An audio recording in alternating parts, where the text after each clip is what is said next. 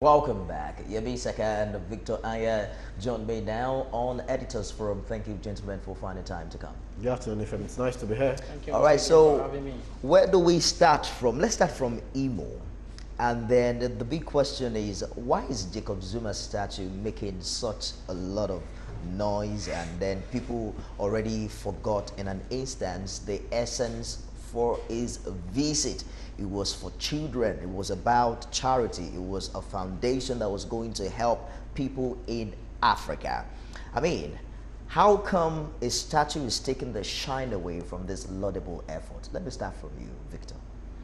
Okay, I think governance in Nigeria has been taken to a laughable state, considering the fact that 520 million. Which has not been proven. I mean, neither the state government As debunked? has come up to say that is how much we spent. We just came up with that figure, and everyone is talking about 120 million. When you look at that statue, on a personal estimation, somebody who is used to sculpture, you know that that statue cannot be less than that range that people are evaluating or stated. Sorry to butt in, they have a lot of other ones yet to be unveiled. That's right. So, And it could be perhaps the total amount of all of that put together. even though if it is 10 million, the question we should answer ourselves is this: is it justifiable for a president of another country, you know, for a governor of a state to erect a statue in the name of that person on a personal, non-governmental organization that they have together? That is the question we must answer. What is the synergy? What is the correlation between private, non-governmental organization, between the president and the governor, that he should spend public funds to build a statue in the name of that person? According to the Imo State Governor, the reason for erecting the statue was to encourage business relationship between the state and South Africa. Some would say you have to spend some money to make more. Is it by erecting a statue that we encourage business transaction between the two countries? We have been having business transaction with America, that is between Nigeria and America. How many statues have we erected in respect of those transactions? So it's an aberration. It's, as I said in the beginning, we have reduced governance to a laughable state in this country. Because it is not justifiable for the president, for the governor to erect such a statue simply because they are coming together to form a memorandum of understanding between the two of them, just for the purpose of running a non-governmental organization. Is this statue big enough, Yemi, to take the shine away from this MOU between the Jacob Zuma Education Foundation and Okorocha Foundation College of Africa? The statue is not big enough to take away the shine of anything. The statue is big enough to show you how big the mess we are in as a nation. And I would say this: I can't remember the section of the Constitution right now offhand, but I'll tell you that Okorocha has flouted, has ran foul of provisions of the Constitution, because our code of conduct for public office holders, as you know, enshrined in the 1999 Constitution as amended, does not give you the right to do such things. You cannot run a foundation. You have no right to serve. And now look at it; it's a foundation, your personal foundation. If you are directed a building, if you are named the building of your foundation, the headquarters is Jacob Zuma House, it makes sense. Now, there are some fundamental questions we should ask. That's why some of us would like our democracy to evolve and really be a true representation of the people. Because was these statues, or no, these statues or what have you have there, was it captured in the Appropriation Act for 2017 in Imo State? Was there a supplementary Appropriation Act approved by the State House of Assembly for such? And you see, when you talk about the business relationship or what have you, Imo State cannot sign well, to the best of my knowledge, cannot go into such partnership with South Africa. You can probably say maybe Imo and Joburg, because Nigeria has a bilateral relationship with South Africa. You can say, you can create a chamber of commerce for Imo and maybe Pretoria or Soweto. not with South Africa, because there's a great disconnect. It doesn't add up. It is apparent. Let us take the statue out of our mind completely. Let's forget about the chieftaincy titles for a moment. Let's forget about the street naming for a while. But let's look at the essence of having an educational foundation at a time where the quality of our education in this part of the world is dwindling. Nifemi, if you go about the right thing the wrong way, it becomes wrong. Nobody's saying the idea is not lofty. Nobody's saying it's not a fantastic idea. But in what capacity is Richard Okorocha pushing his foundation as we speak? Is Richard Okorocha's foundation an appendage of Imo State government? Yes, is that an instrument of government? Is that an institution of government? It's a private thing. He's been doing it before he came into politics. In fact, he has been in fact, it is impeachable. I'm not trying to prevent the Imo State House of Assembly, but right now, if any serious House of Assembly, legislative arm of government should have served him his impeachment notice. According to you, perhaps we should leave that to the lawmakers to decide whether it's an impeachable offense or not. Another question we have to answer ourselves is this: how many Imo people or students have benefited from this NGO, from this foundation? We don't have the details yet. Both sides, from Imo State and South Africa. Can they tell us the number of students that have benefited from this foundation? If people have benefited, then we can say, okay, for the benefit of the society, that it should be encouraged. But they never told us how many people have benefited, and yet it's spending so much money on it.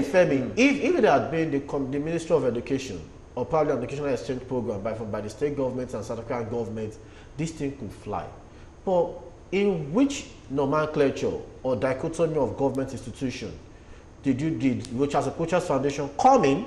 That means it's a private affair given a governmental coloration. It is wrong. Let's move away from there. It is morally corrupt. Very quickly, according to the Imo State Governor Richard Okorocha, he owes none of you in this panel apology for erecting the statue of the South African president. All right, so let's move ahead. Let's go to Ogun State. The PDP trying to, how do I even put it now? Romance. Trying to war him. No, we don't have the details of what transpired behind closed doors. But I'm just concerned about the personality of the past president. He seemed to still be quite relevant, even though, according to him, he has vacated partisan politics. Some are saying that perhaps that's the best choice for him at this time, given his precedence as Nigeria president. Well, for Baba Obasanjo, he will ever remain relevant to Nigeria politics as long as he lives. The reason being that in the first place, he voluntarily handed over power to the North in 1979. So it's a link between the South and the North. The Northerners, they trust him so much.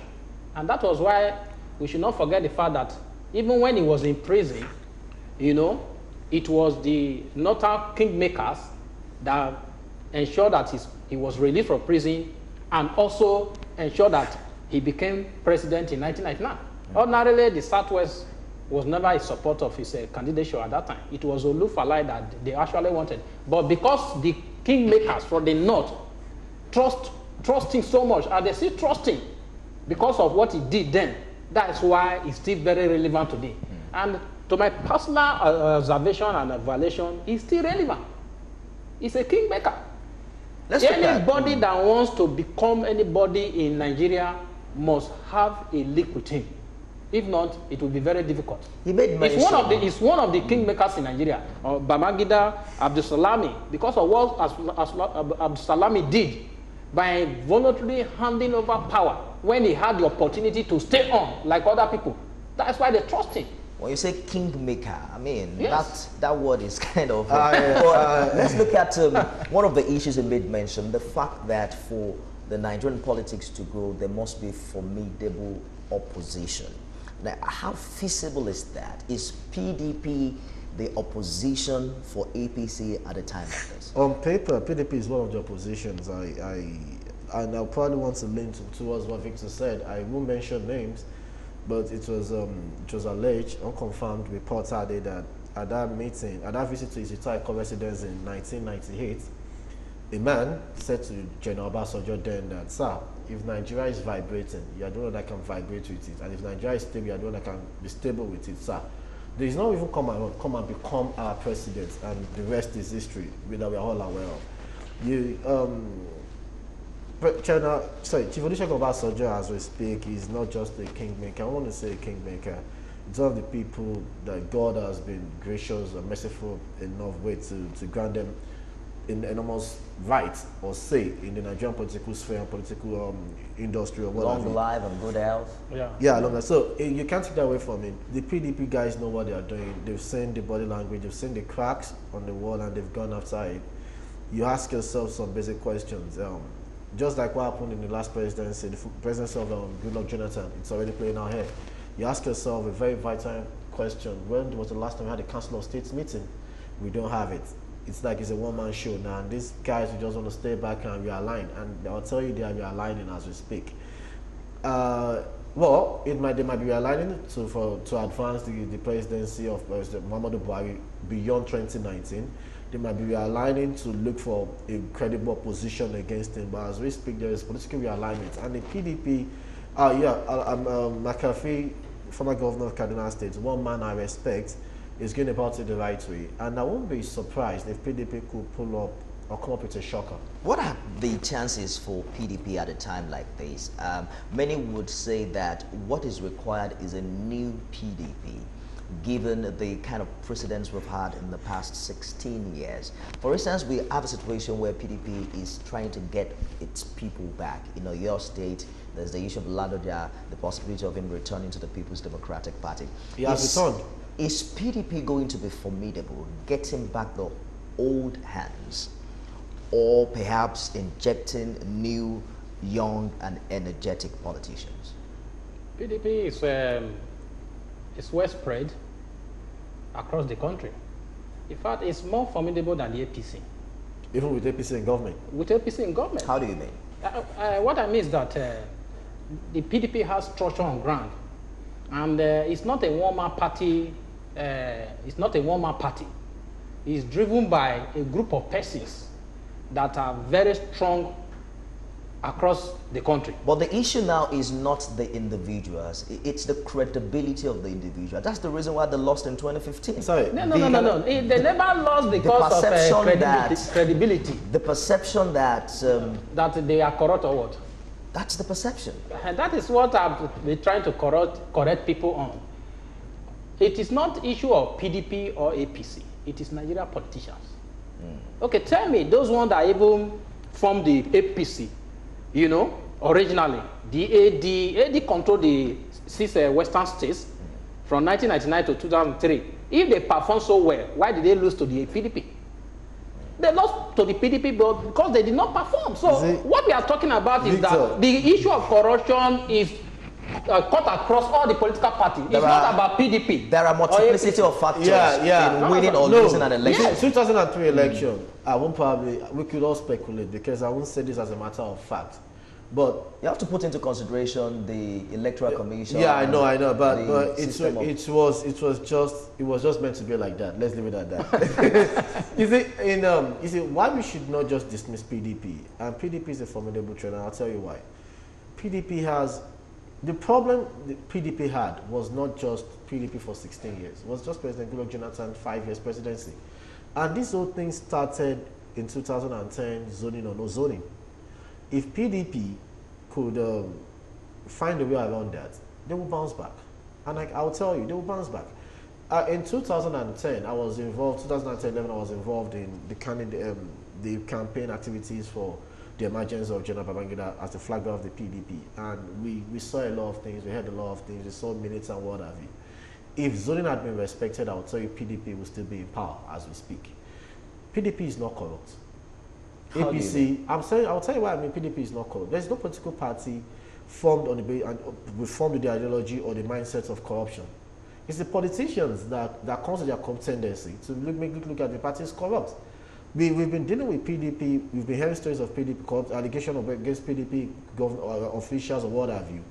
We've been hearing the same thing about APC while they're in government. So it's like, it's not about APC or PDP.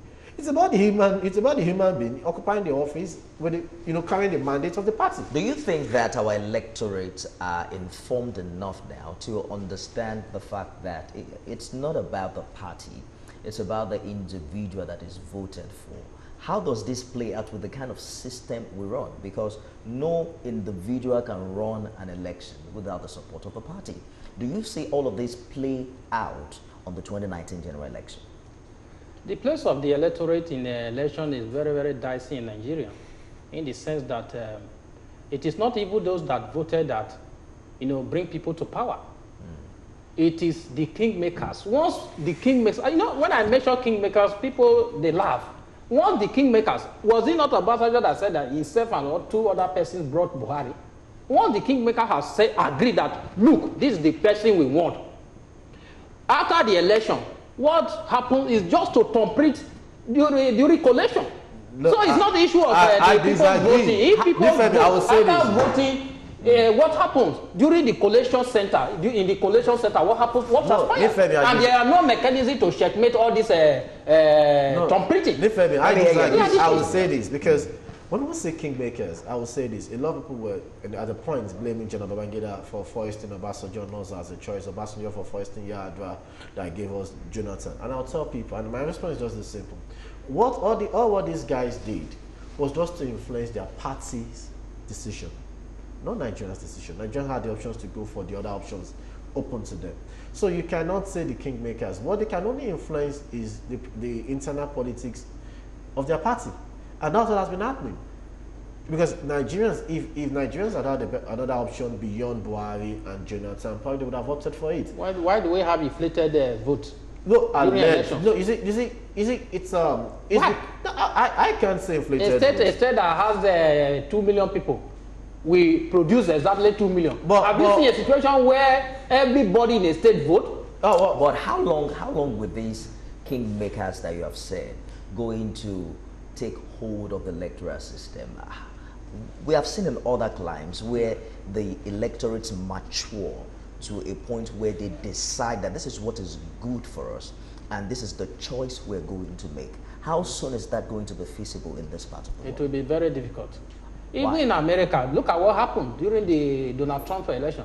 Was the website not the data bank not hacked by USSR? So these are the king all over the world. The only thing is that it is more pronounced here. It's all over the world. You see a group of people who say this is the person because of economic reasons. This is the person who is going to be at our advantage. They will do everything to support that person to come to power. That's what happens. I probably want to lay with Victor, but not his basis or the foundation or pedestal is building his argument on. Electorates in Nigeria can never get that matured. I don't like the word never, but can never get that matured in the nearest future. I don't see them mature in the next 12, 15, 16 years. You want to know why? Because there's this clamor for the younger generation taking over the leadership and what have you, but we are not ready. How do you mean? I'll give you an instance. Forget about what our priorities are as we speak. We don't even understand the rudiments of politics. Politics is all about negotiation. You are ready to consider, you're ready to negotiate, you're ready to shift grounds. But they are not. It's about, I'm on social media. I see what happens on social media. It is very caustic, it's very corrosive, it's very toxic. It is fight to finish. I was at quote and unquote the landlord's meeting we had in May. It was a private wedding and it turned into a landlord's meeting. And I saw something very fantastic. I saw a McAfee before the Supreme Court's judgment and Amadu Sheriff. And the guy in their middle was Shekarau and was teasing both of them and with Governor Shema. And they were all laughing. I was like, okay, interesting. And but how dare you people are like fighting each other? And I'm wondering, even Ibutai was there. Bola Ahmed Tinubu of Lagos State was there. Hebefai was there. Beshola was there. And you ask yourself, but these guys on the page, when it comes to the issue of politics, they would disagree because they have a common ground, their interest. And when they find that they have to negotiate to keep one Nigeria intact, and to probably protect and, you know, sustain what they have, they will consider and they will negotiate. But an average young guy out there always wants to have his way. It's my way or no way, and they will fight to finish. That is why Not many people will agree with you when you say that young Nigerians are not ready. Because today when we celebrate people like Emmanuel Macron in France, because I understand the politics in France. We easily forget that decades ago, someone like Yakubu Gowon was head of state at the age of 32. It has seen we even yes, well, whatever means of governance it was, the fact was that the #1 person in the country at that time. You know why I like Nigerians. You love history. But I will tell you this: unofficial reports or unofficial figures. If you want to be the governor of Lagos State without a godfather, and you want to make impact and have impact and probably win your election, you need at least 15 billion naira. Give me the 40-year-old guy that will come with 15 billion naira to win the election in Lagos. Most people who win elections don't use their personal money today. That is why. So that is where intuition and your ability to also raise funds also come in. No, I'm telling it's you, part of the leadership quality required for someone who is going to win elections. Are you in the structure? Have you had the trust of the structure for them to invest that much on you? So the question you ask yourself. Do you think I'll be in PDP, I'll have such a large vote, and I'll just see one guy coming from Imeru or, let's say, in Ogun State, that wants to be the governor because I don't know you, I'll invest my money on you? Let's drag this. We are running a click.